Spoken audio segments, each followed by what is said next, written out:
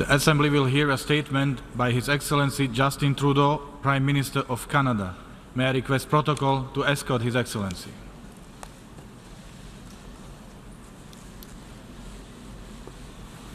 I have great pleasure in welcoming the Prime Minister of Canada, His Excellency Justin Trudeau, and I invite him to address the General Assembly.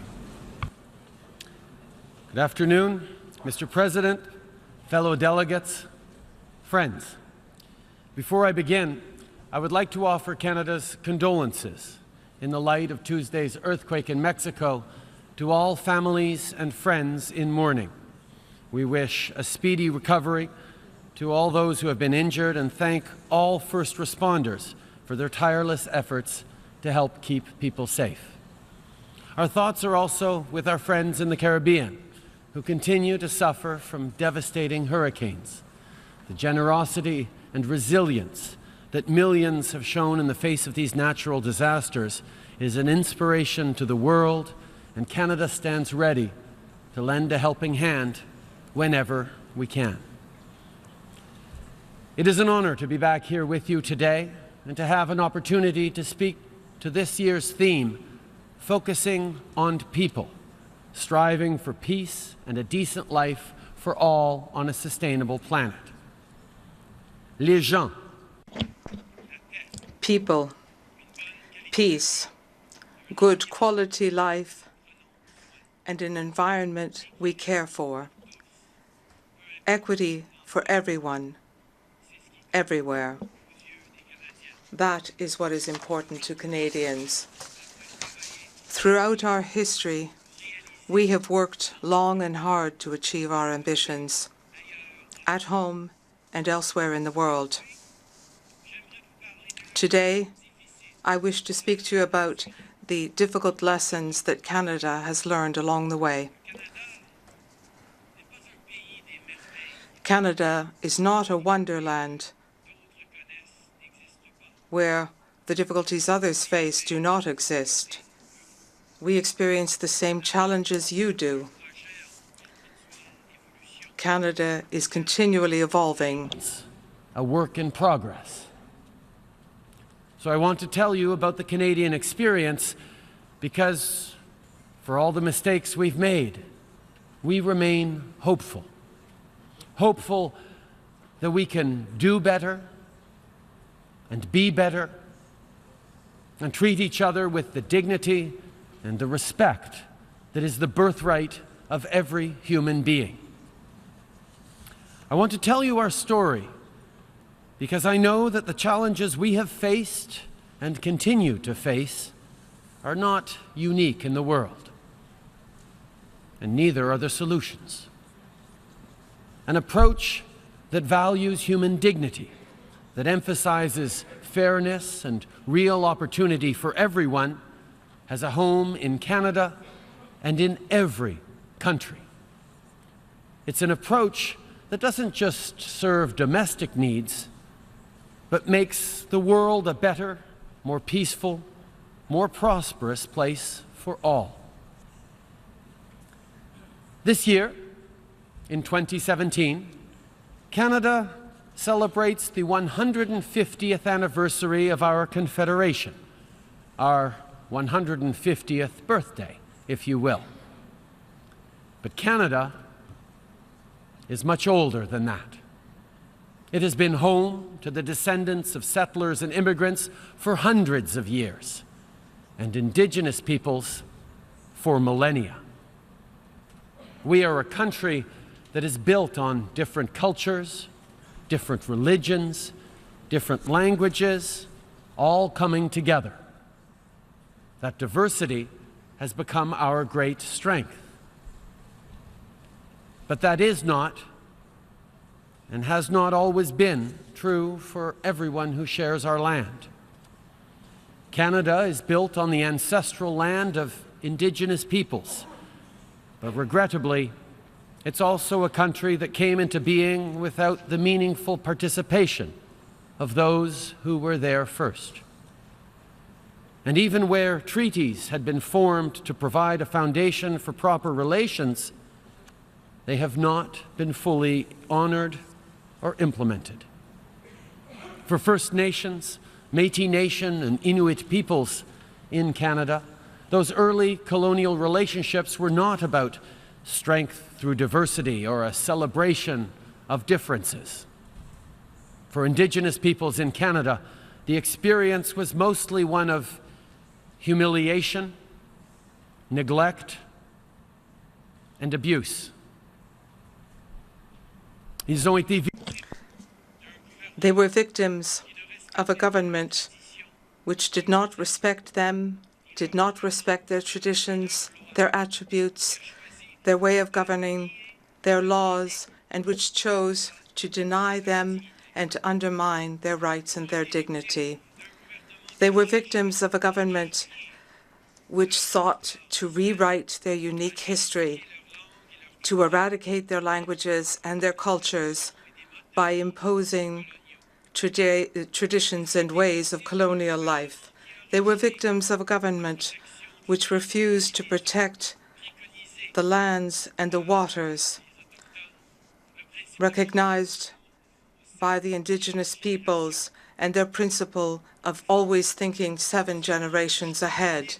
In short, we rejected the very idea that entire generations of Indigenous peoples could define their lives and live in dignity and pride.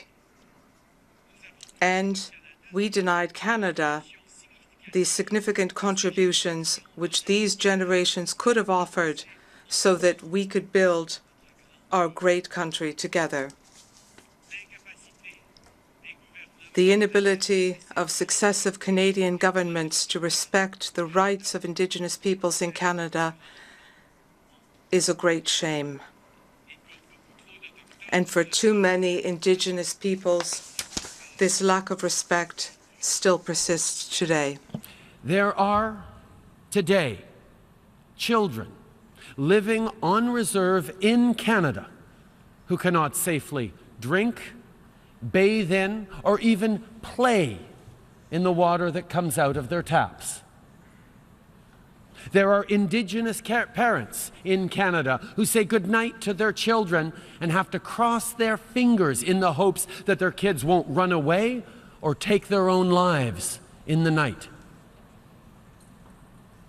Young Indigenous people in Canada struggle to get a good education, and though residential schools are thankfully a thing of the past, too many Indigenous youth are still sent far away, far from their families, just to get the basic education most Canadians take for granted.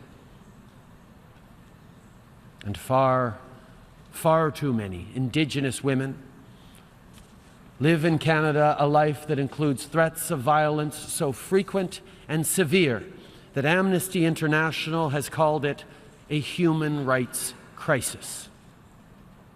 That is the legacy of colonialism in Canada, of a paternalistic Indian Act, of the forced relocation of Inuit and First Nations communities, and a systematic denial of Métis rights and history, of residential schools that separated children as young as 5 years old from their families, punished them for speaking their own language, and sought to extinguish Indigenous cultures entirely.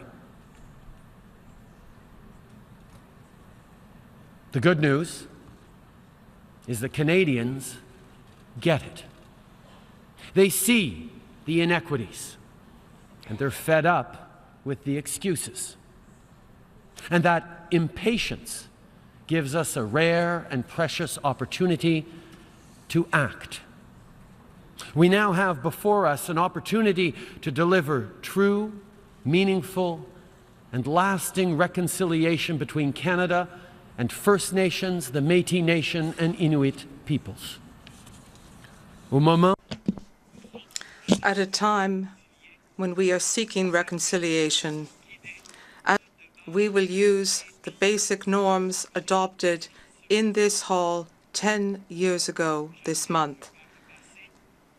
I know that in the past, the attitude of Canada with regard to the United Nations Declaration on the Rights of Indigenous Peoples was disappointing. We actively campaigned and voted against it and ultimately accepted it without great enthusiasm. We said that it was a document of dreams, but these are not dreams. The declaration is tangible for Indigenous peoples and for those who worked so long and hard to make it a reality. Canada's Truth and Reconciliation Commission, the declaration provides the necessary principles, norms, and standards for reconciliation to flourish in 21st century Canada. That's not an aspiration. That's a way forward. Last year, at the United Nations Permanent Forum on Indigenous Issues, Canada's then Minister of Indigenous and Northern Affairs finally corrected Canada's position on the declaration and announced that we are now, without qualification, a full supporter of the declaration.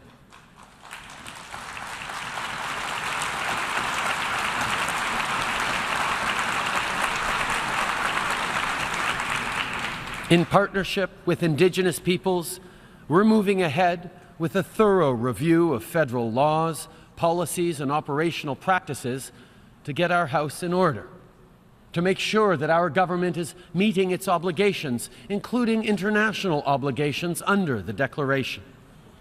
We know that the world expects Canada to strictly adhere to international human rights standards, including the UN Declaration on the Rights of Indigenous Peoples, and that's what we expect of ourselves, too. We are working closely with Indigenous peoples in Canada to better respond to their priorities, to better understand how they see and define self-determination, and to support their work of nation rebuilding. Along with Indigenous partners, we are co-developing programs to ensure the preservation, protection, and revitalization of Métis, Inuit, and First Nations languages. In short, we've been working hard in partnership with other orders of government and with Indigenous leaders in Canada to correct past injustices and to bring about a better quality of life for Indigenous peoples in Canada. I'll give you a few examples. Many will sound familiar to you because they are closely aligned with the UN's Sustainable Development Goals, goals that apply to all of our countries without exception.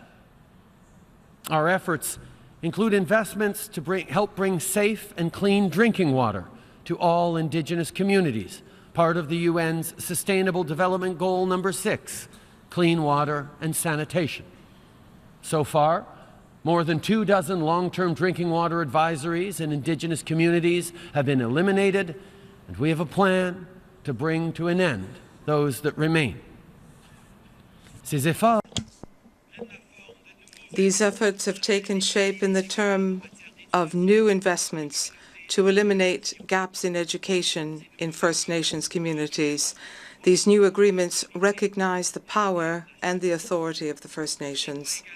They also provide for the means to establish and to oversee educational systems which will be headed in those communities, by those communities, and for those communities.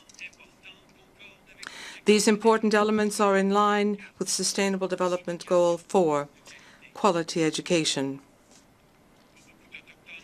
For many Indigenous people in Canada, this investment will help lay the foundation to achieve SDG 8, decent work and economic growth. We know that no one can have a real and fair chance of succeeding without the following: good health, a sound community, well-paying jobs, quality education, and safe and affordable housing. Of course, This applies to the Indigenous peoples as well. Include working with Indigenous communities to help build and refurbish homes. Construction work on nearly 4,000 homes has been completed or is underway, helping to fulfill SDG number 11, making communities safe and sustainable places to live. And across the country, we're also working on a national housing strategy to give more Canadians access to housing that is safe, affordable, and adequate. Our efforts also include a stronger focus in Indigenous communities across Canada and around the world on SDG number 5, combating gender-based violence and giving women and girls equal opportunities to succeed. We need women and girls to succeed because that's how we grow stronger economies and build stronger communities. That is why our government will be moving forward shortly with legislation to ensure equal pay for work of equal value.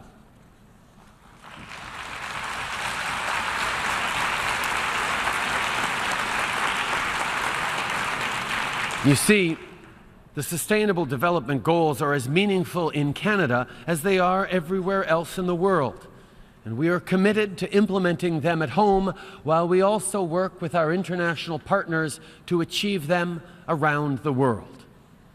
This is important because poverty and hunger know no borders. We cannot pretend that these solvable challenges happen only on distant shores. The need for greater equality and decent work, those are real and persistent human needs. One cannot afford to ignore, especially in our own countries. Every one of us must do everything possible to ensure that everyone, including Indigenous peoples, have the best opportunities. We have the responsibility to ensure that no conditions are placed on true equality. Equality is for everyone, regardless of our gender, our origins, our beliefs, or the person we choose to love. And we have the responsibility to take better care of the environment, which we all share. As I said at the signing ceremony of the Paris Agreement, we are all concerned in every sense of the word. We are all responsible, and our new way of working must take account of this reality. In Canada, this means new relationships between the Government of Canada and Indigenous peoples, relationships based on recognition of rights, respect, cooperation, and partnership. Recently, we made changes to our own government structures to help with the transition to these new relationships with Indigenous peoples. We're dismantling the old colonial bureaucratic structures and creating a new Department of Crown Indigenous Relations and Northern Affairs led by Dr. Carolyn Bennett, an experienced and effective advocate for Indigenous peoples in Canada. In her new role, she will lead our government's effort to better support Indigenous peoples as they strengthen their distinct political, cultural, legal, and economic institutions and assume autonomy over their own affairs, including the recognition and implementation of self-government as an expression of self-determination. At the same time, we recognize that in Canada, the federal government has a historic responsibility for providing services to Indigenous peoples and an ongoing role to play. To better do this work, while at the same time supporting Indigenous self-determination, we will create, in consultation with Indigenous peoples, a new Department of Indigenous Services led by our former Minister of Health, Dr. Jane Philpott. Over time, programs and services will increasingly be delivered by Indigenous peoples as part of their move toward true self-government and the full implementation of the United Nations Declaration on the Rights of Indigenous Peoples. Nous croyons que cette séparation We believe that this separation is the best way for Canada to respect its SDG obligations while pursuing self-determination, which is at the very heart of the Declaration. We are in uncharted territory. No one has paved the way for us, but we cannot wait. The time has come for us to pave the way together. The time has come to get off the beaten path, to move away from old, outdated colonial structures, and to establish new structures which will respect the inherent right of Indigenous peoples to govern themselves and to determine their future. Making changes to how we operate. The departmental change I mentioned is part of fulfilling that responsibility. For Indigenous peoples, it means taking a hard look at how they define and govern themselves as nations and governments, and how they seek to relate to other orders of government. Indigenous peoples will decide how they wish to represent and organize themselves. Some may choose to engage with our government based on historic nations and treaties. Others will use different shared experiences as the basis for coming together. The choice is theirs. That is precisely what self-determination demands. And though this path is uncharted, I am confident that we will reach a place of reconciliation. That we will reach a place as a country where nation to nation, government to government, and Inuit Crown relationships can be transformed. A place where the standards enshrined in the UN Declaration of the Rights of Indigenous Peoples are fully realized not merely by government mandate, but in true partnership with Indigenous peoples. Part of that new partnership will involve addressing the shared challenge of climate change. Indigenous and northern communities are particularly affected by its stark reality. In communities across the north, places like Paulituk, Kugluktuk, and Tuktoyaktuk, community members are finding sea ice conditions more dangerous and unpredictable for traveling and hunting in the winter. In Canada's western Arctic, the permafrost is melting and huge pieces of tundra are eroding into the ocean. And around Baffin Island, Inuit elders are finding it difficult to forecast the weather like they used to, so difficult that many are now reluctant even to try. At home, we're working to help these communities adapt and prepare for the future. At the international level, our commitment is unwavering. There is no country on the planet that can walk away from the challenge and reality of climate change.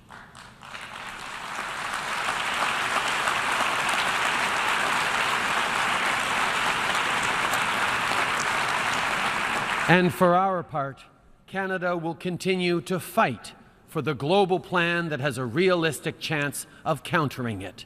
We have a responsibility to future generations, and we will uphold it. We have a chance to build in Canada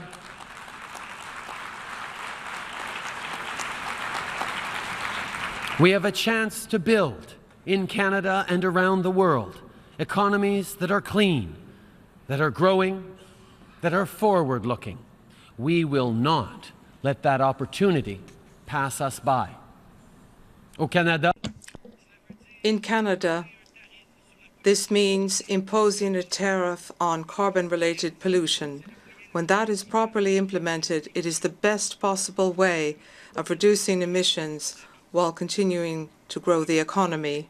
It also means continuing to work with other countries to bring us closer to the goals which we have set for ourselves. Last week in Montreal, we welcomed environment leaders from 30 countries, more than 30 countries to participate in a working session.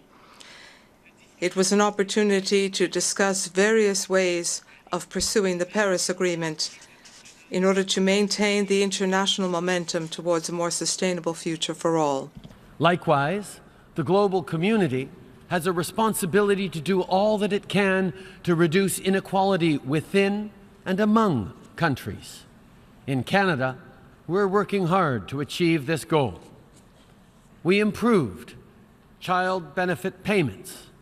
Our new program gives 9 out of 10 families more money to help with the high cost of raising their kids, and because of that, we expect to reduce child poverty in Canada by 40%.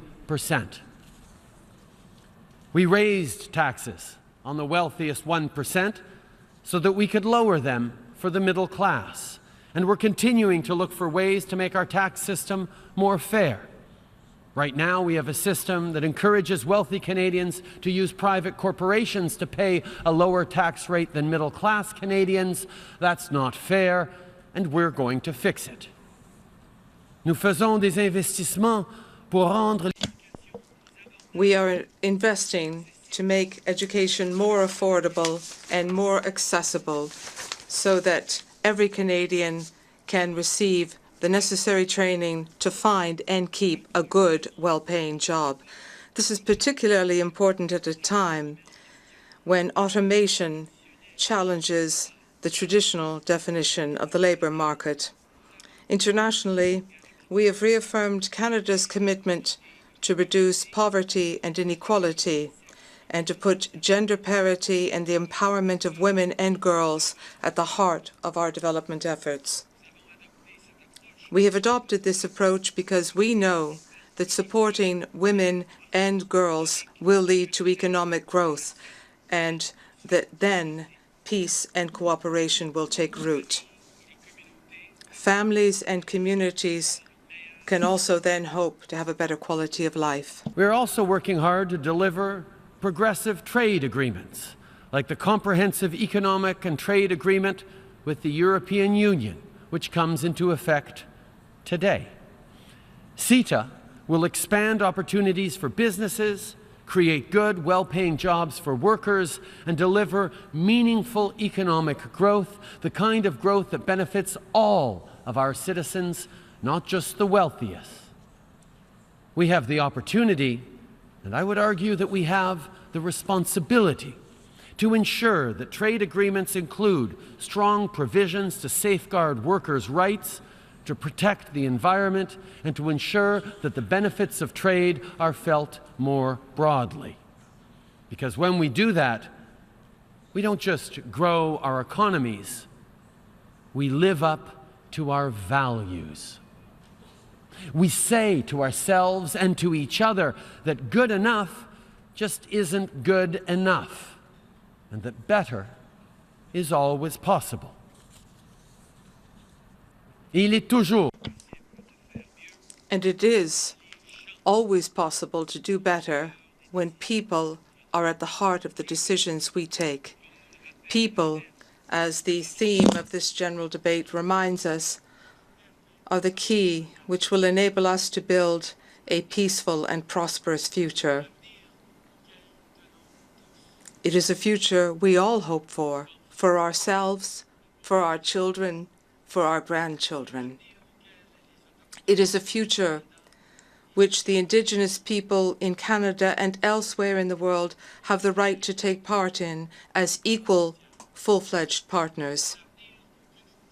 And it is a future we can build if we work together. Our efforts to build a better relationship with Indigenous peoples in Canada are not only about righting historic wrongs. They are about listening and learning and working together. They are about concrete actions for the future. The reconciliation we seek holds lessons for us all.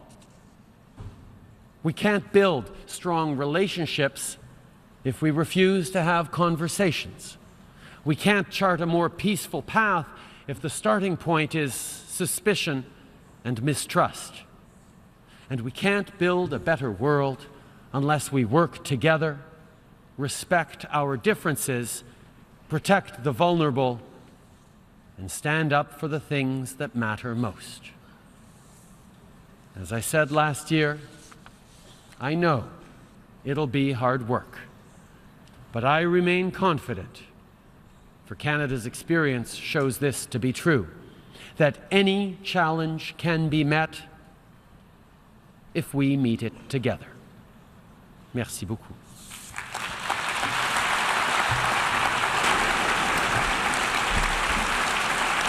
En nombre On behalf of the General Assembly, I wish to thank His Excellency Justin Trudeau for the statement he has just made, and may I request protocol